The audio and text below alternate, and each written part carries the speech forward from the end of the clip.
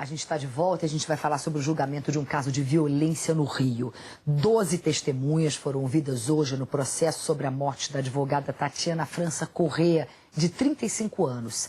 Ela foi assassinada em novembro do ano passado, depois de uma discussão por uma vaga de garagem. Você ouviu muito bem, uma vaga de garagem. Uma vaga de garagem no prédio onde ela morava. O repórter Pedro Neville está no Tribunal de Justiça do Rio. Pedro, boa tarde.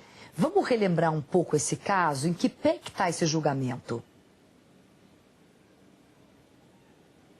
Boa tarde, Cris. Uma briga de garagem, vaga de garagem, e morreu por facadas.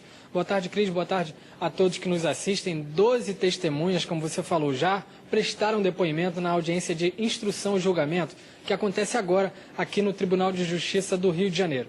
Esse caso aconteceu em novembro do ano passado, foi em Laranjeiras, na zona sul do Rio. Entre as testemunhas que prestaram depoimento agora há pouco, por mais de 3 horas aqui no fórum, estão policiais que registraram a ocorrência, também moradores, pessoas que estavam passando pela rua naquele dia. Como eu disse, no final de novembro. E o que aconteceu? Segundo essas testemunhas todas, a advogada Tatiana França Corrêa, de 35 anos, discutiu com o aposentado José Carlos de Castro Martins, de 66 anos. No entendimento dela, ele não poderia parar em uma vaga de garagem que havia ali. Os dois, então, começaram a discutir dentro da garagem. Essa discussão evoluiu para agressão. O José Carlos de Castro Martins, réu, de 66 anos, pegou uma faca que estava dentro do carro dele. Na verdade, Cris, era um facão. As pessoas, as testemunhas aqui, apontaram esse tamanho, assim, mais ou menos uns 30 centímetros, o tamanho do facão que ele usaria para poder capinar um terreno que ele tem na região serrana do Rio.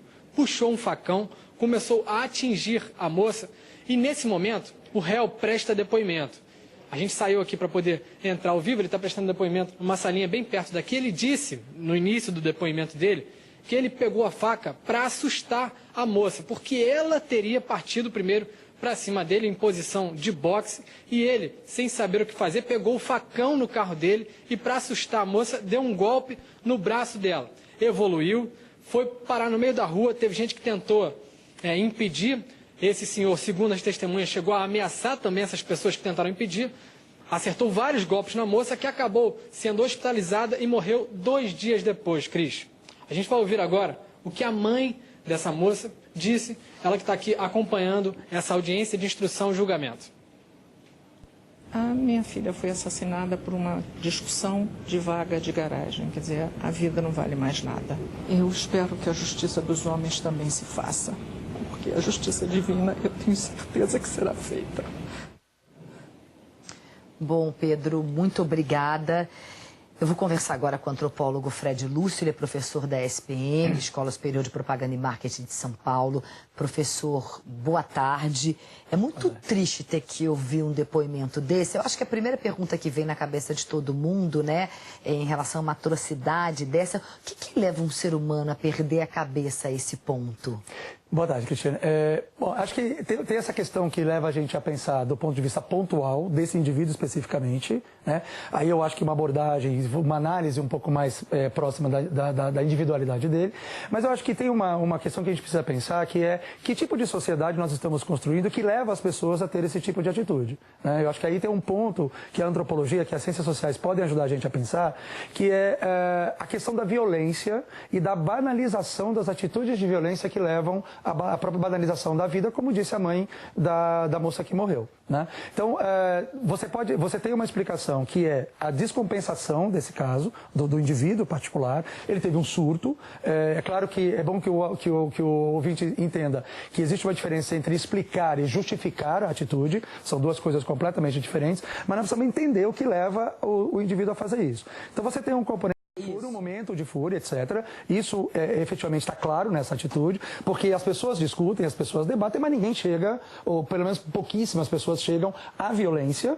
e a violência geralmente é agressão, eu bato, eu xingo e tal, menos ainda a esse tipo de violência cabal que leva ao assassinato de alguém. Então, é preciso que a gente entenda isso. Quando eu falo do tipo de sociedade que a gente está construindo, eu acho que tem um componente interessante que essa história me fez pensar, que é o seguinte: as pessoas optam por viver em condomínio, optam por viver em prédios. Frequentemente, se você fizer uma pesquisa com várias pessoas que moram em prédio, elas vão apontar muitas vezes razões egoísticas para isso. Ou seja, eu estou procurando morar num condomínio para ter mais segurança. Eu penso no meu referencial. Mas elas não pensam, ou não costumam pensar, que tipo de custo a convivência coletiva vai trazer para a vida dela. Agora, desculpa até interromper o senhor, mas é curioso porque as pessoas pensam justamente na segurança. Exatamente. E aí o que pode acontecer é exatamente o oposto. Mas veja, quando eu falo de princípio egoístico, aceitou o que você está dizendo, porque é na segurança pessoal. E não há um horizonte aí de que essa minha preocupação com a minha segurança vai me impor uma série de condições que a vida coletiva me exige. A principal delas, qual é? A tolerância, que é o que não teve nesse caso, né? Então, ontem nós estávamos discutindo na faculdade sobre a questão da tolerância com um grupo de alunos, e essa questão da tolerância e da intolerância tem muito a ver com essa relação do eu e do outro. Aquele que eu não aceito me provoca raiva porque ela parou onde eu achava, é um juízo meu, né? Está centrado na minha pessoa, eu achava que ela não deveria ocupar, e eu parto para uma ação por uma questão de descompensação, né? Aí, então, a razão da violência específica está no indivíduo, mas existe um contexto em que essa violência foi catapultada, foi acelerada, que é esse contexto social. Uma outra questão que eu acho que é importante a gente pensar, eu me fiz essa pergunta: será que se fosse um homem e não uma mulher, ele teria tido a mesma atitude? Vamos responder daqui a pouquinho essa questão, que eu acho uma questão importante também, porque eu queria antes que a gente olhasse uma outra reportagem, outros casos que aconteceram, porque as pessoas ultimamente, elas andam com uma carga emocional tão pesada que qualquer coisinha vira um motivo para uma discussão. Vamos lembrar então alguns casos de violência por motivos banais, a maioria terminou em morte. Em maio de 2013, uma discussão entre vizinhos de um condomínio em Alphaville, na Grande São Paulo, acabou em morte. O empresário Vicente D'Alessio, de 62 anos, ficou irritado com os barulhos que vinham do apartamento de cima. Segundo a polícia, depois de uma discussão com o casal de vizinhos, o empresário invadiu o apartamento e matou Fábio Rubim, de 41 anos, subsíndico do prédio, e a dentista Miriam Baida, de 37. Logo depois do crime, o comerciante foi para o elevador de serviço e se matou. A arma foi encontrada com ele. Em junho de 2014, o corpo do zelador Gese Lopes de Souza, de 63 anos, foi encontrado esquartejado numa casa em Praia Grande, no litoral paulista. Ele estava desaparecido há 3 dias. O publicitário Eduardo Tadeu Martins confessou o crime. A mulher dele, Ieda Cristina Martins, também foi presa. Segundo as investigações, o zelador foi assassinado no prédio onde trabalhava porque tinha discussões frequentes com o publicitário por causa do condomínio. Em novembro do ano passado, um vendedor de gelo foi espancado até a morte em Ipanema, zona sul do Rio. As agressões foram registradas por uma câmera de segurança na área. Na época, testemunhas disseram que o vendedor Fabiano Machado da Silva teria mexido com 2 mulheres na rua. Elas não gostaram e começaram a confusão. Cerca de 10 pessoas participaram das agressões, de acordo com a Divisão de Homicídios do Rio. 2 foram presas e uma continua foragida.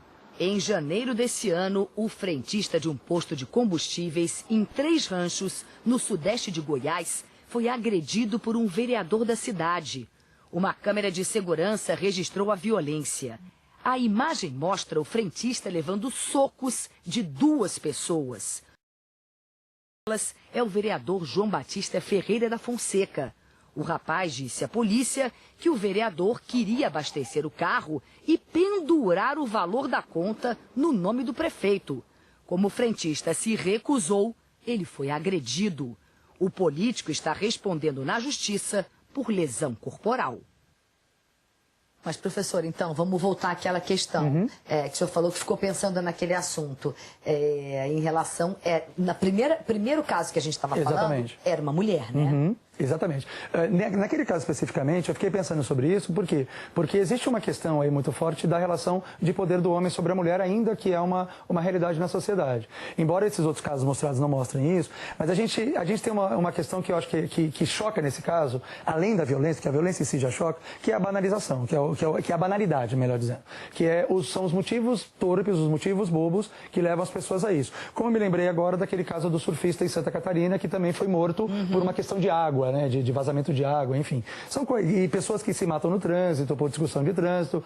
Essa questão da violência, ela tem um componente que é acelerador do comportamento violento, que muitas pessoas atribuem ao estresse, mas eu atribuo muito a essa dinâmica da vida coletiva, que nos leva a comportamento de uma certa maneira egoísticos, a pensar em nós mesmos e no nosso meio, e ao mesmo tempo a querer fazer uma certa justiça com as próprias mãos, partindo para atos violentos.